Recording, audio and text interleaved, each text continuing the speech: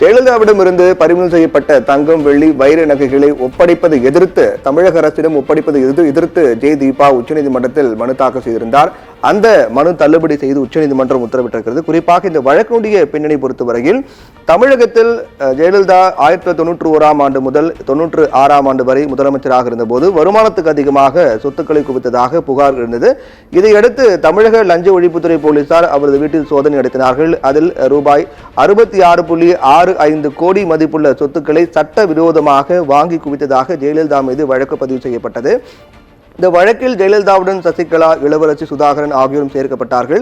இந்த வழக்கு விசாரணை பெங்களூருவில் சிறப்பு நீதிமன்றத்தில் நடைபெற்றது. இந்த வழக்கில் கடந்த 2014ஆம் ஆண்டு ஜெயலலிதா உள்ளிட்ட 4 பேரும் தலா 4 ஆண்டுகள் சிறை தண்டனையும், ஜெயலலிதாவுக்கு ரூபாய் 100 கோடியும், மற்ற மூவருக்கு தலா ரூபாய் 10 கோடி அபராதம் விதிக்கப்பட்டது. அவர்களுக்கு விதிக்கப்பட்ட இந்த தண்டனை எதிர்த்து கர்நாடக உயர்நீதிமன்றத்தில் மேல்முறையீடு செய்யப்பட்டது.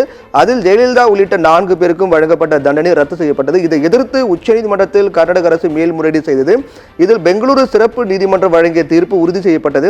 இந்த தீர்ப்பு வந்த நேரத்தில் ஜெயலலிதா ஏற்கனவே மரணமடைந்ததை அடுத்து அவரது பெயர் தீர்ப்பிலிருந்து கைவிடப்பட்டது. சசிகலா உள்ளிட்ட 3 பேரும் சிறை தண்டனை அனுபவித்து வெளியே வந்தனர். இந்த நிலையில்தான் இந்த வழக்கில் பறிமுதல் செய்யப்பட்ட கர்நாடக அரசிடம் இருக்கக்கூடிய சுமார் 27 கிலோ தங்க, வைர நகைகள் ஏலம் விட உத்தரவிடுமாறு பெங்களூருவை சேர்ந்த சமூக ஆர்வலர் நரசிம்மமூர்த்தி என்பவர் பெங்களூரு சிபிஐ சிறப்பு நீதிமன்றத்தில் மனு தாக்கல் செய்தார்.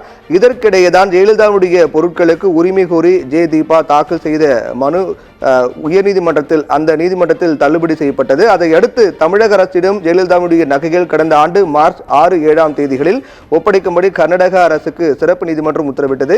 இதை எதிர்த்துதான் கர்நாடக உயர்நீதிமன்றத்தில் தீபா தாக்கல் செய்த மனுவின் அடிப்படையில் ஜெயலலிதாவுடைய நகைகள் தமிழக அரசிடம் வழங்க இடைக்கால தடை விதிக்கப்பட்டது.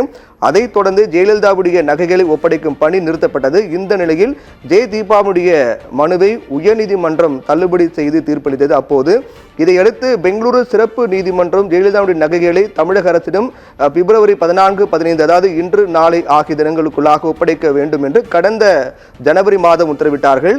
அதை எதிர்த்து தீபா உச்சநீதிமன்றத்தில் மனு தாக்கல் செய்திருந்தார். அந்த நகைகளை தங்களிடம் வழங்க வேண்டும், ஒப்படைக்க வேண்டும் என்று கோரி மனு தாக்கல் செய்திருந்தார். அந்த மனு விசாரித்த உச்சநீதிமன்றம் தமிழக அரசிடம் இந்த நகைகளை ஒப்படைக்க எந்தவித தடையும் இல்லை என்று கூறி ஜெயலலிதா நகைகளை தன்னிடம் ஒப்படைக்க வேண்டும் என்று கூறி தாக்கல் செய்த தீபாவின் மனுவை தள்ளுபடி செய்து உத்தரவிட்டிருக்கிறது.